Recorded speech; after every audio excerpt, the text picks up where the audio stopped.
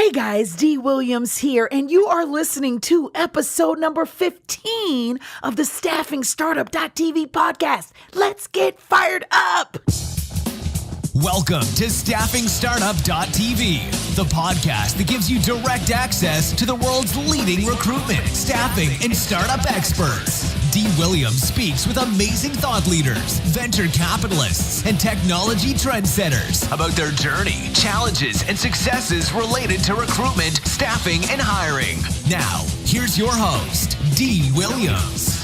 Hey everybody, this is Dee Williams, and welcome to the Staffing Startup.tv podcast, where we get fired up about recruitment and staffing. Oh, okay. That's right.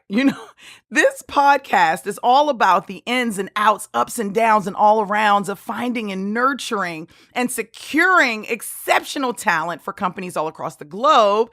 And today we're diving right into one of my favorite segments, Driven Insights. Driven Insights, where we talk to thought leaders about recruitment, hiring, and recruitment leadership practices that will help staffing entrepreneurs support their clients more effectively and grow their businesses. And today's guest is world-renowned, in my opinion, but I think he really is, right? He's definitely somebody that I've looked up to throughout my recruiting career. And when I first got on the call, I was like, oh my gosh, I'm fangirling. So he was cracking up. But he's one to really make you think about how you hire, which is one of the reasons why I love our guest. He's the author of the book, Hire with Your Head. I'm speaking to the one and only Lou Adler. Welcome, Lou. Hey, thank you very much, Dee. Delighted to be here with you. I'm so excited. I don't think I can keep your energy level, though, but I'll try. Everybody says that, and this is where I live at, so this is my space, so just be with me. So I know we only have a little bit of time, but I'm so excited about you being here because, in my opinion, anybody who's in recruitment and staffing, they understand that bringing new clients on board is great, but if you don't have exceptional talent to put in those positions, then you really don't have a real business. And one of the things you talk about is hiring with your head. You talk about performance-based hiring. But before we get into all of that, because I'll get really excited, for the people out there who have no clue who Lou Adler is, can you tell us a little bit about yourself? Sure. Well, I haven't always been a recruiter, although I've been a recruiter for 40 years. But what I realized when I first became a recruiter 40 years ago, that nobody knew what they were doing. And I'm going to contend very few know today. But what I really learned, and I became very, very successful very, very quickly because of one unique skill, is I never used a job description that listed skills or experiences, because that is not a job description. That's a person description.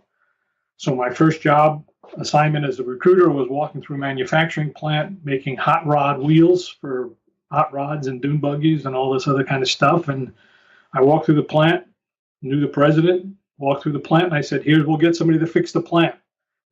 And I've always done that ever since. I have never, ever, ever used a skills-based job description.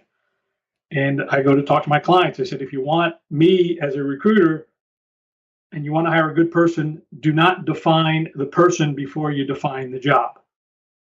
Most job descriptions are a list of skills, duties, and personality traits. I said, that's not a job description, that's a person description. Yeah. What do you want the person to do? And I'll find a person who can do that work. That has been my pitch for 40 years, and it works like a charm. I'm a lot better at it now, but I'm also going to contend getting the trust of a hiring manager starts by knowing the work itself. You as a recruiter will never get the trust of a hiring manager if you're using a bunch of skills, because then it's problematic of what the person does. Mm-hmm. Secondarily, you'll never get the trust of a candidate if you don't know what the work is. Because how can you possibly affect a person's life and career without showing them that, hey, this is the work you want to do. It's a career move. So you have to know the job. Mm-hmm. And if you don't want to spend the time learning the job, then I guarantee you'll be an average recruiter at best. Mm-hmm. So that to me is Lou Adler, and that's my mantra. And I taken 3 assignments on Friday, and we're going to talk. One's a general counsel, 2 are company presidents. And the first question I'm going to ask the chairman is, what does this person need to do to be successful? And that's what every single recruiter has to learn. It's chapter 6 in my current book, The Essential Guide for Hiring and Getting Hired. Do I not have that book? Are you kidding? You might not, but you certainly didn't mention it. I That did book not that you mention got is it. 10 years old. Oh my gosh, I didn't mention it. You're listening to StaffingStartup.tv, more than just a startup podcast. Every single recruiter should begin reading Chapter 6. And if your staffing firms, as you're looking, I'll give advice to your staffing firms. Do so right now. This is your podcast. Do so right now. If you had one thing that you could say to newbies and that are just getting started, what would you say? What would you tell them to do? That's what I'd say. I said, learn how to understand the work you're recruiting for, because you will not be. You'll just be playing with numbers. You'll try to. If you don't know the job itself, all you're going to do is find someone who responds to a posting, who's got the basic skills, who has an economic need to take the job, and will fit the salary, and you got to that person first. Very transactional recruiting. A lot of people do it, but they don't do it for the long term. If you want to really be a recruiter, you're going to be able to improve quality of hire, and you're going to be able to find a candidate who has multiple offers, but you'll be a good closer and convince this person you got the right job. You cannot do any of that unless you know the actual work.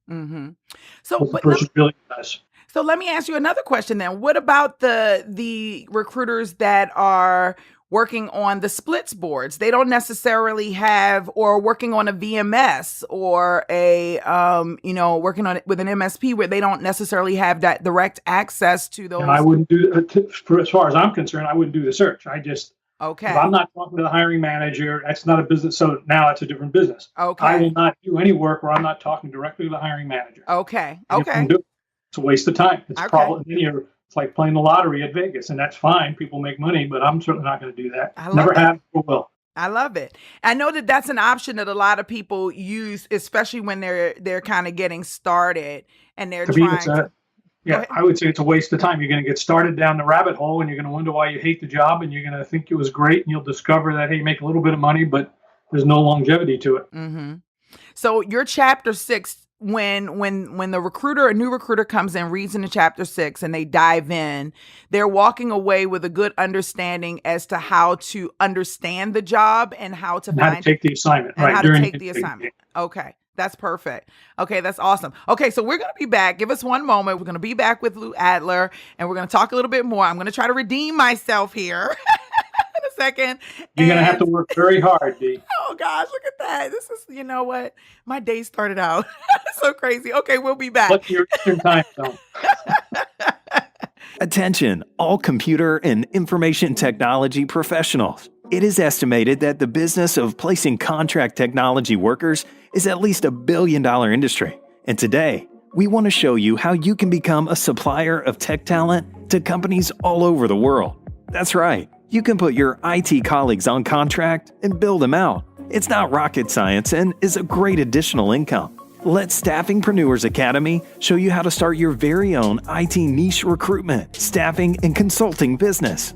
Learn more at staffingpreneursacademy.com/IT. That's staffing, PRENEURS Academy.com/IT right now. Oh my gosh, Lou, I'm like really red for real. Like, oh my gosh. So it's the essential guide for hiring and getting hired. Yes. Okay, performance-based hiring series. So the ones that I'm listening to, they all kind of, I know what the foundation of your message is because they're in those books, I guess, but in pieces. Is that how it is? Well, I would actually say the content is basically the same of the methodology. Okay. Now, how you find candidates, because candidates now are easier to find with all the tools, but because they're easier to find, everybody can find. So you got to be a better recruiter and a better closer. So things have changed, but at the core level of what a hiring manager is looking for, how you interview that candidate, how you close that candidate, that has not changed. In fact, that has become more important now that everybody has access to the same candidate. So differentiator is, hey, I really understand the job. I can convince the candidate that he or she should work with you as a recruiter, and you can convince the hiring manager, wow, this recruiter is really bringing a value-added thing, not just a stack of candidates I can find on my own.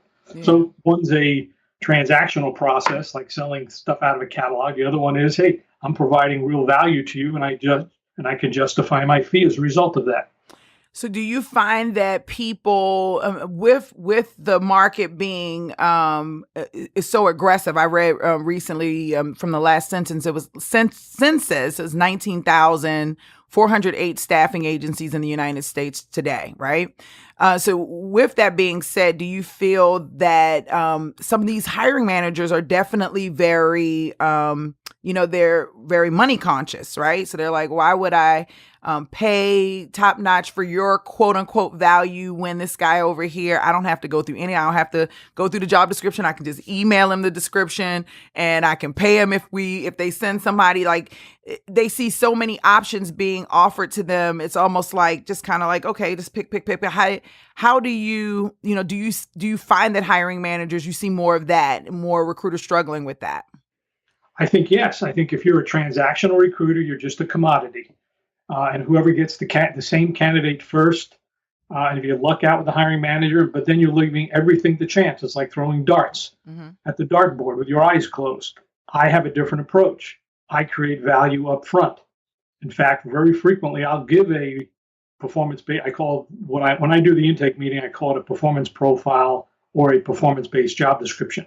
I sometimes give it away. I say, hey, Dee, I know you're looking for a controller. Let's just chat 20 minutes. I'll show you the difference of what we do. Let's define success for that controller. It's going to be 3 or 4 performance objectives. And if you like that methodology and you believe that I understand your job and can find candidates, we can arrange a business. But I'm more than happy just to chat with you for a half hour. I'll even meet with you and describe to you our methodology and why it's different. When I have that chance to meet with a hiring manager and go through the process, which is nothing more than chapter 6, but that's the essence of it. 50 to 75% of the time, I will get the search assignment. And so let's go beyond the search assignment. So you got the search assignment, and now you're still kind of, most recruiters that I talked to today are floating around in LinkedIn very aggressively. And then, by the time you're talking to the candidate, they're like, 3 people already sent me an email about this, right? So are you pro for going out and looking for other avenues to recruit from other than just LinkedIn? Or do you feel like that's where the world needs to be right now? Well, I use a couple of tools, but to me, it's not, I go out to LinkedIn all the time. I have what I call a small batch, high touch process.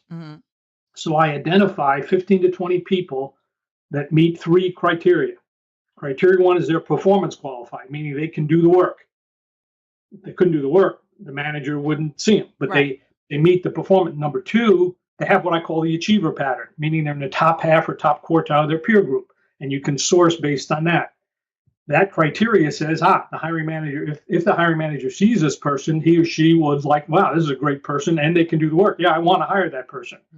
The third criteria is equally as important. The candidate I'm going after would see the job as a career move. If I'm looking for a director of accountant for a mid-sized company, I'm probably going to find a senior manager at a bigger company who would see, wow, a smaller company, growing faster, better title, and I can do the work.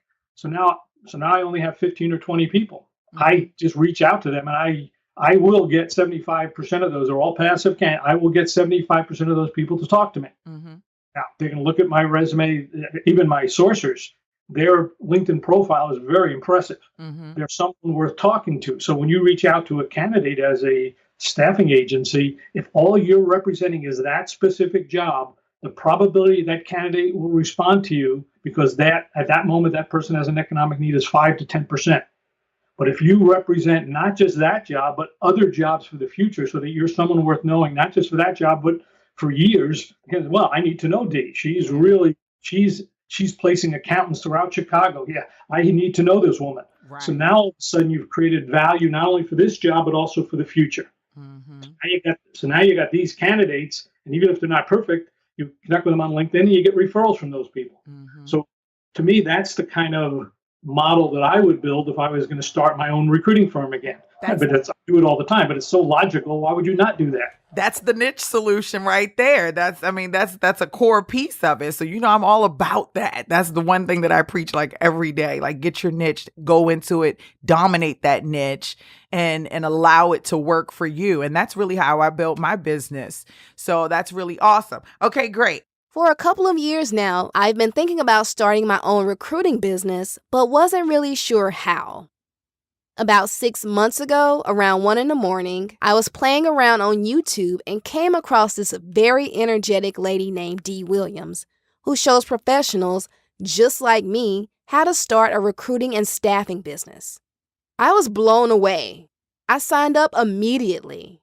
Learn how you can get started too at staffingpreneursacademy.com. That's staffing, PRENEURS academy.com. We're in a situation today where a conversation that I'm hearing more often than never is about the talent war, about the talent shortage, the war on talent. Like, what are your thoughts about the whole scenario? Do you think it's real? Do you think it's bullcrap? Like, what are your thoughts? Oh, no, it's absolutely real. But the problem is because it's now easier to find candidates. So, in fact, I'm going to contend that the internet and LinkedIn, while invaluable tools, have made things worse because now everybody can find the same candidates. When a candidate gets aggravated, he or she can look on LinkedIn and find a job or get 3 calls from a recruiter. So if you call that candidate up at the right time, he or she will say, yeah, I'm ready to leave. Of course, a week later, they're not ready to leave, so you lose them. So you really have to create a value proposition. But I truly think the war for talent has been around in 1997. McKinsey wrote a book, I think it was McKinsey, but I'm not positive, it was about McKinsey. The war for talent. Nobody has won it yet because things have gotten worse. You will only get average results if everybody has the same tools. So you have to be different. My focus on being different is I tell a candidate, let's say assume I call you up, say, D, would you be open? I've got a situation, looks like it's kind of interesting. Would you be open to explore it if it really, truly represented a career move? And then you're going to say, well, maybe, well, what's the money? And I'm going to say, let's be real frank. It doesn't matter what the money is if it's not a career move. Let's first see if it's a career move. Then you say, well, that's kind of interesting. What's a career move? And I say, I got to give you at least a 30% increase. And you say, oh, I said, but it's not money. It's a combination of job stretch, could be 5 or 10% bigger job, faster growth, 5 or 10%, more important job, another 5 or 10%, and the mix of more satisfying work, another 5 or 10%. That's going to be difficult to find, but if it is, we have to talk seriously. Then you say, well, okay, I'll chat with you, Lou. I said, let's do this. Let's just review your LinkedIn profile very quickly. I do not sell the job up front. All recruiters sell the job first. They should not do that because you're typical transactional recruiter. Remember, I'm stating a relationship that goes beyond the job. So you got to recognize that. And I got to overcome all these objections when I get these people. But then I go, let's review your LinkedIn profile, see if we can find the 30%. If we do, we'll arrange a more detailed conversation. And if not, let's just connect. Maybe I'll tell you about the job. We'll see, you might know somebody. Getting a person on the phone is somewhat hard, but once I make that pitch, it's easy. I establish a relationship within minutes. You also establish yourself as not a pushy recruiter trying to close the deal because you're a one-timer. To me, it's a fundamental difference, but so many recruiters go through that rabbit hole of I'm just going to try to get jobs. I don't know the manager. Hey, I tell you, you're affecting a person's life. If you don't know the manager in a job, to me, you're doing a discourtey to the whole world and just trying to get a fee. I agree. Say that loud and proud. I definitely agree with that. And so you bring up so many different things that I want to touch on. So one of the reasons why I asked about the talent wars, because I've read 3 or 4 articles that said that it's not real, right? And that it's just that one article recently said that the hiring managers are picky. And that's the reason for the talent war, that there are many people out here that can do these jobs, but they are so picky. So I always like to kind of get other people's perspectives on just the whole talent war situation, because I've heard so many different views about that. The other thing that I wanted to ask you about was direct hire and contract. Does your performance-based hiring model work for both ends of the spectrum, or is it more direct hire focused? Oh, it's for everything. We've done contract. It depends. If you want a good contractor, and there are some people who like to work on contracts, and we did a lot of work with aerospace about 10 years ago. If you define the job as still pushing the envelope, doing exciting work, you're going to be able to get a stronger contractor. You're not going to get someone for life, but so to me, yes, if you define the job as a series of performance objectives, what the person needs to do, and then find people who are motivated to do that, you'll obviously get a better fit, whether it's a contract or a full-time. Now, contractors have a different lifestyle in their own mind, but nonetheless, you still want the best contractors to do your work. And if they're real good, you as a search firm that places contractors, you'll keep them placed for life, or certainly for years, in different contracts. So yes, it works. It works for entry level positions, the chairman of the board, and for any type of temp or perm or direct hire. Yeah, that's awesome. So recently we had Steve Witzenkorn he's Dr. Steve Witzenkorn on our podcast, and he's the co-author of the book, The Catalyst Effect. And he talks a lot about the B candidate, right? Because I know a lot of us talk about the A candidate, right? And I'm a huge fan of Patty McCord, and she just got launched the book Powerful, and she talked about she hates calling A players, quote unquote, A players, right? She just wants to go to the pool of people to find. Well, Steve believes that the B players are what makes the A players go round. And I wanted to get your thoughts about the B player, because I've had this question posed to me a number of times. Do we go after the B player in the way that we go after the A player? Do we acknowledge the B player? Should we only go after the A player? And all of those different things. Do you feel like the B player is just as essential as the A player? See, I think the whole question is silly on the face of it. Now, let me explain why. Yeah. I think even categorizing people like that, now let me go back to when I take the intake meeting. I asked the hiring manager, what does this person need to do to be successful?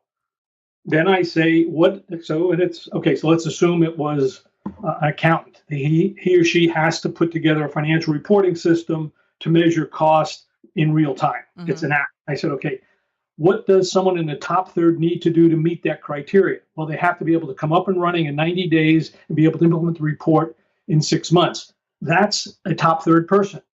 So now, to me, that's A or B. If someone can do that work, they're the right player, not A or B player. So then now I have a ranking system. We call it our quality of hire talent scorecard.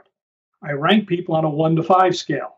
A 1 winds up being in the bottom third, just because you hired the person based on personality and just because you needed to hire somebody. A level 2 is what I call a mid-tier hire. Got the basic skills, but not motivated to do the work.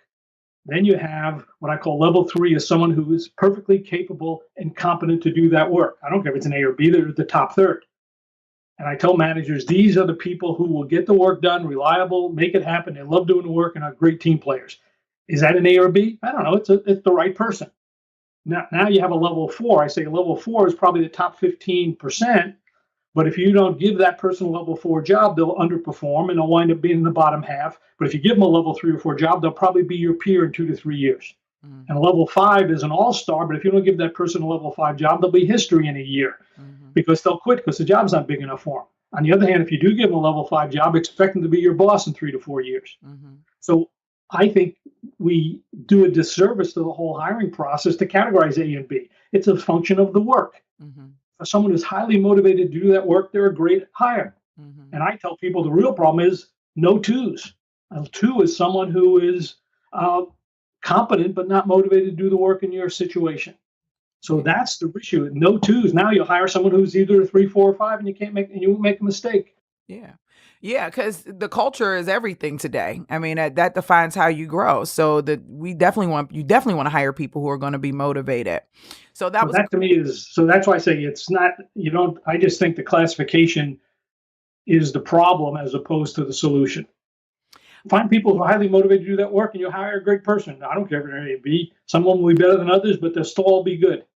Well, I think it's all within good intentions. I think that they are ranking the A and B as you're ranking your levels, right? So but you could be an A for one job and it's D for another job. So I agree with that. So it's all about the fit with the job, the personality, and the career opportunity. So you got to look at it in a different fashion. Yeah, I definitely agree with that. I definitely agree with that. I definitely agree with that. Okay, so where can everyone find you? So first of all, can you tell please give them the title of your book and where they can go purchase it?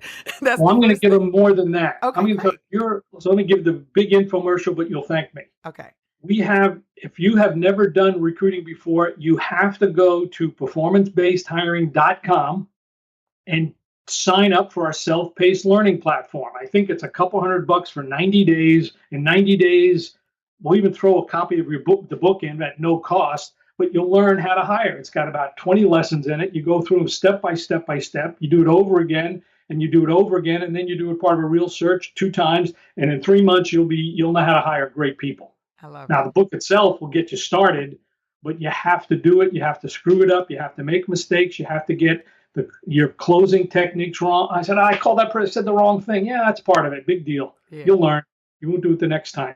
You got to lead interviews. You got to debrief. You got to talk to hiring manager. You got to fight through it. But if you do those things, you will be, I guarantee, for 100, whatever the price of those 3 months is, you will wind up being successful. If you think that's too much money or too much effort, kiss it off now, because you'll not be a great recruiter. Wow. That's my message. Okay, awesomeness. So we can find you at performancebasedhiring.com. That's the best way to find everything about us. That's the way to find everything about. Lou Adler, thank you so much for being here. We really appreciate you. You are my inspiration, and get the book and go join his community, his learning platform, because I have definitely used a number of your, not the full, but I definitely will go through the I didn't know you had an online course. So that's pretty awesome. And I definitely will check that out as well. So good luck. Yes. And everybody go check it out. And again, thank you so much for being here. We really appreciate you. And hopefully you'll come back soon. I'm happy to do it. Awesome. You're amazing. Thanks, right. Lou. Thank Be you. good. Thanks. Okay. Bye-bye. Thanks for listening to the StaffingStartup.tv podcast. We hope you enjoyed this week's episode. If you'd like more information on any of our stories, or would like to know how to get involved and share your story, head over to our website at StaffingStartup.tv. Don't forget to subscribe to our podcast on iTunes, and please leave a 5-star rating and a super awesome review so others can enjoy the show too. Check out the live video footage on YouTube. Have a great week, and we'll see you next episode.